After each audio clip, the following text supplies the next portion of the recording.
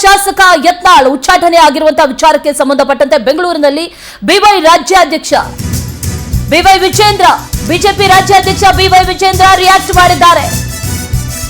ವರಿಷ್ಠರು ಹಲವು ಬಾರಿ ಯತ್ನಾಳ್ಗೆ ನೋಟಿಸ್ ಅನ್ನ ಕೊಟ್ಟಿದ್ರು, ಇದೀಗ ಉಚ್ಚಾಟನೆ ಮಾಡಿ ತಿದ್ದುವಂತ ಕೆಲಸ ಮಾಡಿದ್ದಾರೆ.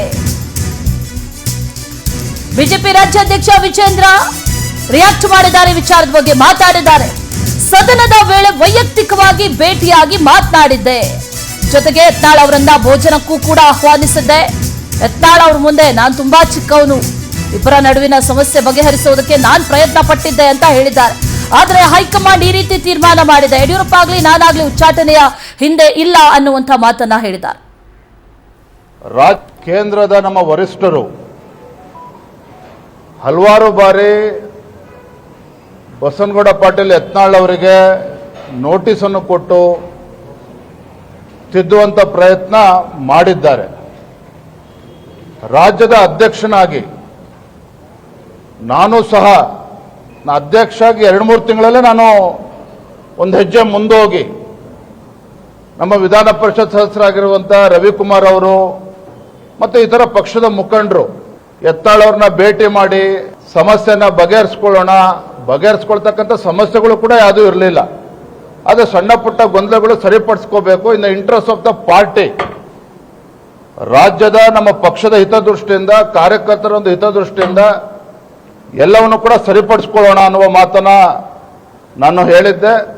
ಮತ್ತೆ ಸನ್ಮಾನ್ಯ ಯತ್ನಾಳ್ ಅವ್ರಿಗೂ ಸಹ ಸದನ ನಡಿಬೇಕಾದ್ರೂ ಕೂಡ ನಾನೇ ವೈಯಕ್ತಿಕ ಅವ್ರನ್ನ ಭೇಟಿ ಮಾಡಿ, ನಾನು ಯಾಕೆ ಭೋಜನಕೂಟ ವ್ಯವಸ್ಥೆ ಮಾಡಿದಾಗ ಅವ್ರನ್ನೂ ಕೂಡ ನಾನು ಬರಬೇಕು ತಾವು ಅಂತೇಳಿ. ಏಪ್ರಿಲ್ 2ರಂದು ಸರ್ಕಾರದ ವಿರುದ್ಧ ಬಿಜೆಪಿ ಬೃಹತ್ ಹೋರಾಟವನ್ನ ಮಾಡೋದಕ್ಕೆ ಸಿದ್ಧತೆಯನ್ನ ನಡೆಸಿದೆ. ಅಹೋರಾತ್ರಿ ಧರಣಿಯನ್ನ ನಡೆಸೋದಕ್ಕೆ ಈಗ ಕೇಸರಿ ಪಡೆ ಮುಂದಾಗಿದೆ. ಏಪ್ರಿಲ್ 2ರಂದು ಸರ್ಕಾರದ ವಿರುದ್ಧ ಬಿಜೆಪಿ ಬೃಹತ್ ಹೋರಾಟವನ್ನ ನಡೆಸುತ್ತೆ. ಬಿಜೆಪಿ ಕಚೇರಿಯಲ್ಲಿ ರಾಜ್ಯಾಧ್ಯಕ್ಷ ವಿಜೇಂದ್ರ ಹೇಳಿಕೆಯನ್ನ ನೀಡಿದ್ದಾರೆ. ಎಲ್ಲಾ ನಾಯಕರು ಈ ಧರಣಿಯಲ್ಲಿ ಪಾಲ್ಗೊಳ್ಳಲಿದ್ದಾರೆ.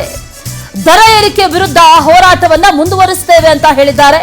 ಫ್ರೀಡಂ ಪಾರ್ಕ್ನಲ್ಲಿ ಸರ್ಕಾರದ ವಿರುದ್ಧ ಧರಣಿಗೆ ಸಿದ್ಧತೆ ನಡೆದಿದೆ. ಏಪ್ರಿಲ್ 4ರಂದು ಜಿಲ್ಲಾ ಕೇಂದ್ರದಲ್ಲೂ ಕೂಡ ಪ್ರತಿಭಟನೆಗೆ ಈಗ ಬಿಜೆಪಿ ಪ್ಲಾನ್ ಮಾಡಿಕೊಂಡಿದೆ.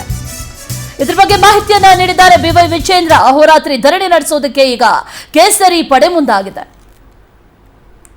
ನಾವೆಲ್ಲ ಪಕ್ಷದ ಮುಖಂಡರೆಲ್ಲ ಕೂತು ಅನೇಕ ವಿಚಾರಗಳನ್ನು ನಾವು ಚರ್ಚೆ ಮಾಡಿದ್ದೇವೆ. ವಿಶೇಷವಾಗಿ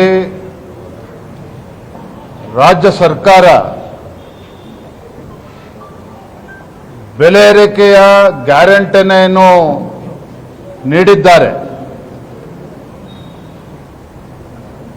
ನೀರಿನ ದರ ಜಾಸ್ತಿ ಮಾಡಿದ್ರು, ಪೆಟ್ರೋಲ್ ಡೀಸೆಲ್ ದರ ಜಾಸ್ತಿ ಮಾಡಿದ್ರು, ಹಾಲಿನ ದರವೂ ಸಹ 3ನೇ ಬಾರಿಗೇನು ಜಾಸ್ತಿ ಮಾಡಿದ್ದಾರೆ. ಬಹುಶಃ ಎಲ್ಲೊಂದು ಕಡೆ ಕಾಂಗ್ರೆಸ್ ಸರ್ಕಾರ ಯುಗಾದಿಗೆ ನಾಡಿನ ಜನತೆಗೆ ಕೊಡುಗೆನ ನೀಡಿದ್ದಾರೆ.